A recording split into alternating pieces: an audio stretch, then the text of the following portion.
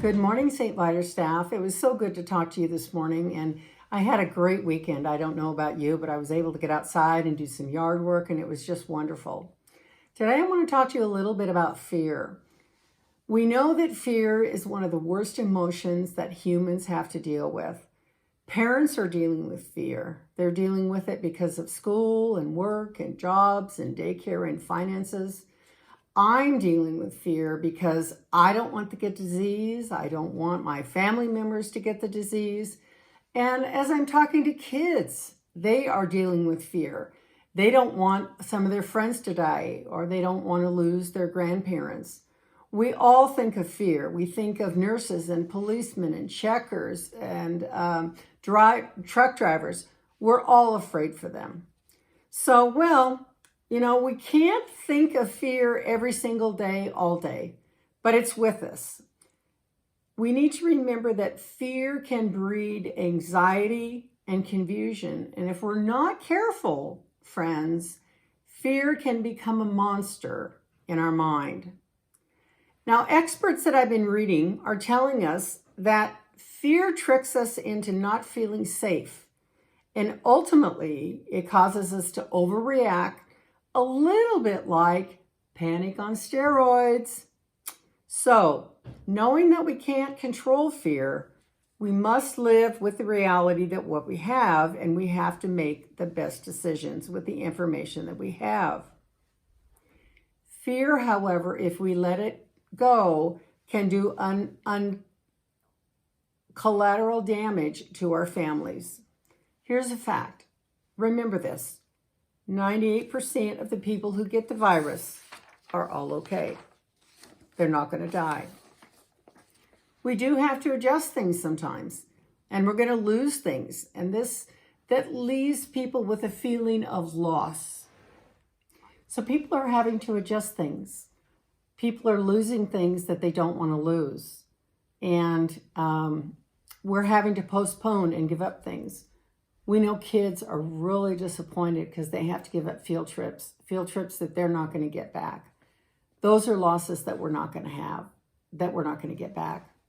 Psychologists, however, tell us when we talk about fear that we have to be confident in ourselves. We have to make decisions, and we don't second guess ourselves because of fear. We just act on it today. We make a decision and we act on it today, and we don't let fear get in the way. I don't know about you, but I'm having to plan a day at a time right now. And I really like planning 6 months ahead. I like to know a few weeks ahead or a month ahead. Right now, I'm having to do one day at a time. So that's a loss for me, but I've had to adjust to it. The reality is there are going to be some unknowns that are going to happen to us. And we need to have a support system ready in place.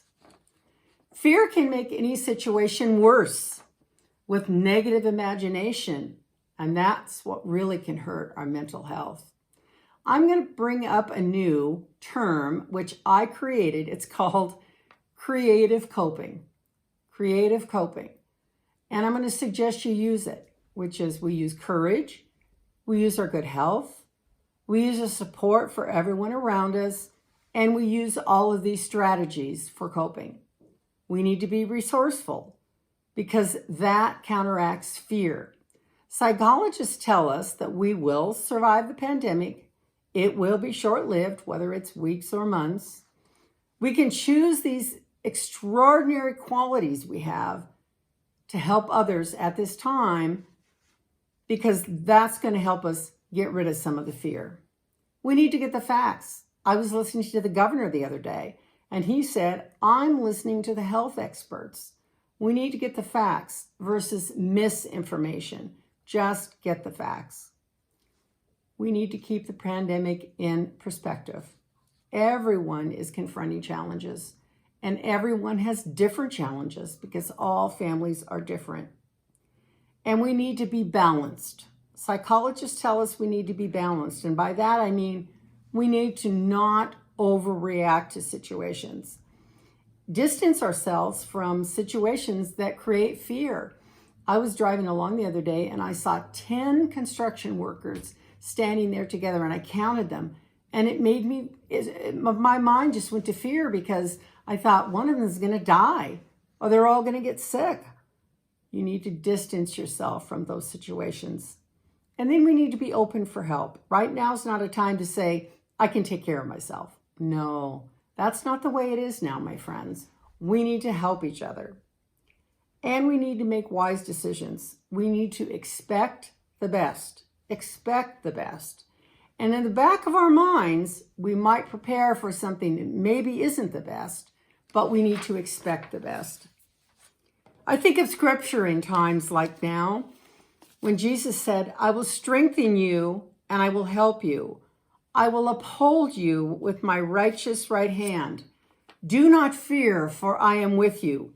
Do not be dismayed, for I am your God. And finally, I want to finish with, don't let your fear be worse than the reality of the pandemic. Join me and choose love and hope over fear. And think the best, my friends. Think the best. This is Bev saying bye-bye for now.